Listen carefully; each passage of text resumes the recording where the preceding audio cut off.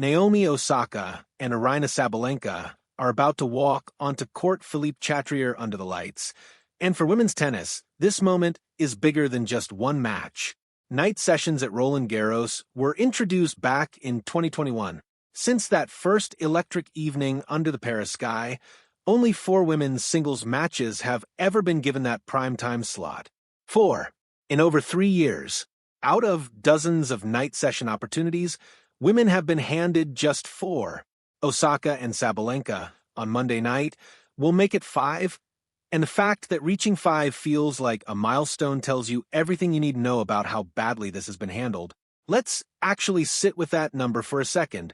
The night session is not just a scheduling slot. It is the most watched, most talked about, most commercially valuable position on the entire Roland Garros calendar. Sponsors pay more for it. Broadcasters build their prime time around it. Casual fans who would never watch a 1 p.m. match tune in specifically because of the atmosphere, the drama, the occasion that nighttime tennis creates. And in over 3 years of having that slot available, the people running Roland Garros chose to put women in it exactly 4 times. That is not an oversight. That is a pattern. Now, before we go any further, Elina Svitolina has already weighed in on this, and her reaction is worth hearing.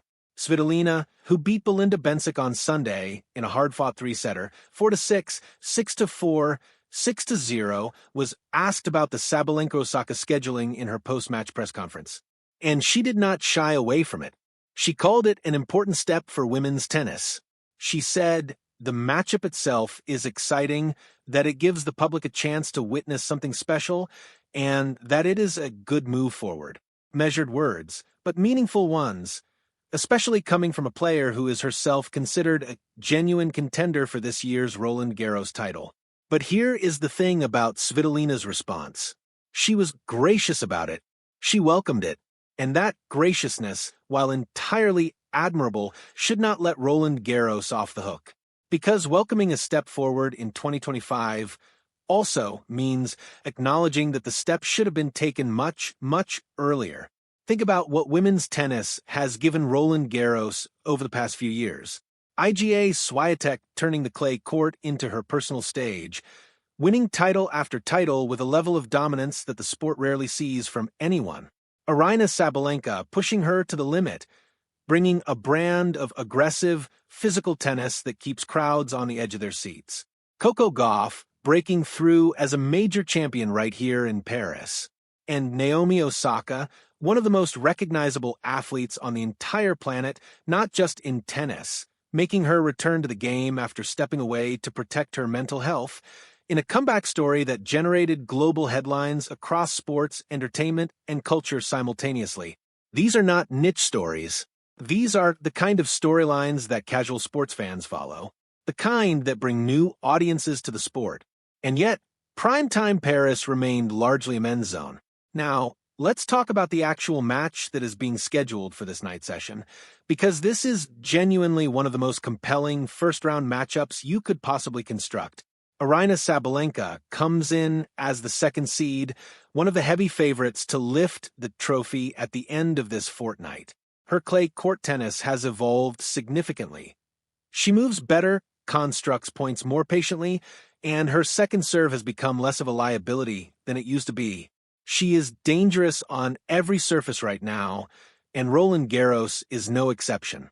Naomi Osaka, on the other hand, is a completely different kind of story. She has never won the French Open. Clay has historically been her least comfortable surface. But what makes her dangerous, what makes this match something you genuinely cannot predict, is that Osaka, at her best, is one of the most striking players in the world. Her flat, aggressive ball striking can disrupt anyone's rhythm. And on the biggest stages, she has proven repeatedly that she does not fold. She has 4 Grand Slam titles. She knows exactly what it feels like to perform when the lights are brightest. And under the lights of Philippe-Chatrier on a Monday night in Paris, do not be surprised if she shows up ready to make a statement. Sabalenka, of course, knows this arena. The last time a women's singles match was played in a Roland Garros night session, she was the one on court.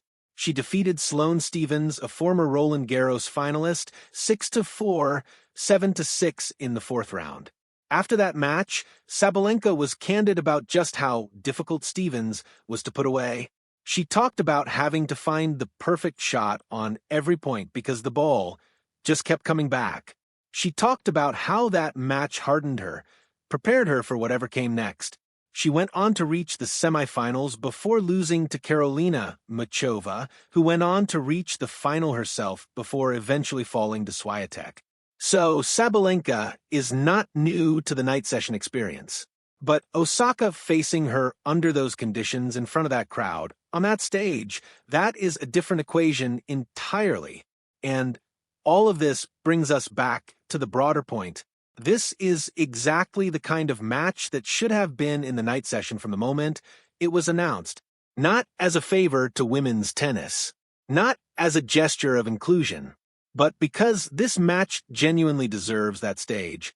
Because the storylines are compelling, the players are elite, the stakes are real, and the audience, if given the chance, will show up in massive numbers. What Roland Garros has done by scheduling this match for Monday night is correct. What they need to do now is stop treating correct decisions like bold ones. This should not feel remarkable. It should be normal. Night sessions should regularly feature women's singles matches. The best matchups on the draw should get the best slots, regardless of whether the players involved are men or women. That is not a complicated principle. It is just common sense, and it is overdue. Svitolina said, "It is an important step." She is right, but a step only matters if it leads somewhere. If in another 3 years we are sitting here marveling at the 5th or 6th women's night session match, then all this conversation will have been for nothing. The moment to change the pattern is now, and Monday night